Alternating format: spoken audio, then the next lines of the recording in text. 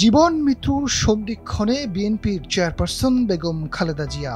ওদিকে দলটির ভারপ্রাপ্ত চেয়ারম্যান তারেক রহমানও নানা জটিলতার কারণে দেশে আসতে পারছেন না।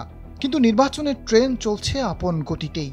বলা যায় সার্বিক প্রস্তুতিতে অন্যান্য দলগুলোর চেয়ে কিছুটা হলেও পিছিয়ে আছে বিএনপি।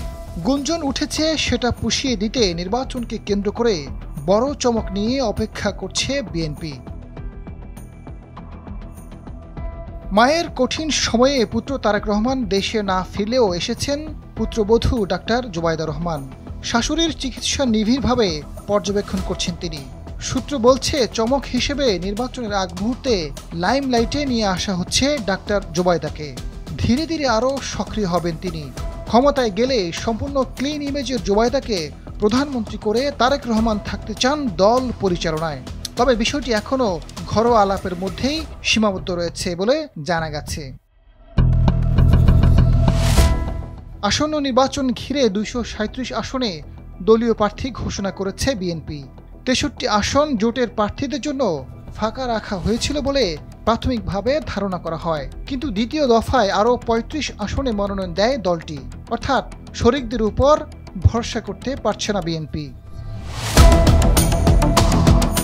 দুই দফায় সব মিলিয়ে 272টি আসনে প্রার্থী দিয়েছে বিএনপি। এককভাবে ক্ষমতায় যেতে সব ধরনের প্রস্তুতি নিচ্ছে তারা। আর তখনই সামনে আসে কে হবেন প্রধানমন্ত্রী।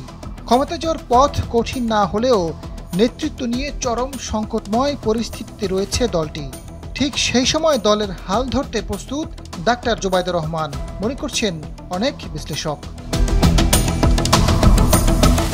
তারেক রহমান বিএনপির মনোনীত প্রার্থীদের তালিকায় থাকলেও তিনি এখনও ভোটার হননি। বিশ্লেষকরা বলছেন কোনোভাবে তারেক রহমান দেশে ফিরতে না পারলে কিংবা নির্বাচন করতে না পারলে ভারতের কংগ্রেসের পথ অনুসরণ করবে দলটি। কেননা সর্বশেষ কংগ্রেস ক্ষমতায় যাওয়ার পর সোনিয়া গান্ধী দলের প্রধান ছিলেন। মনমোহন সিংকে প্রধানমন্ত্রীর দায়িত্ব দেওয়া হয়। ডাক্তার জোবাইদা রহমান যেমন জনপ্রিয় তেমনি রয়েছে ক্লিন ইমেজ। তিনি এখনও কোনো আসনে প্রার্থী না হলেও 28টি আসন ফাঁকা রয়েছে। তফসিল ঘোষণার পর যে কোনো একটিতে মনোনয়ন নিতে পারেন। যেহেতু খালেদা জিয়া লন্ডনে যাওয়া এখনও অনিশ্চিত, ফলে জোবাইদা রহমান আসন্ন নির্বাচনে নেতৃত্ব দিবেন সেটি ধারণা করা হচ্ছে। নির্বাচনের দিনক্ষণ ঘনিয়ে আসলেই বিষয়টি আরও পরিষ্কার হবে। আজাদ ফারুক, সময়ের আলো।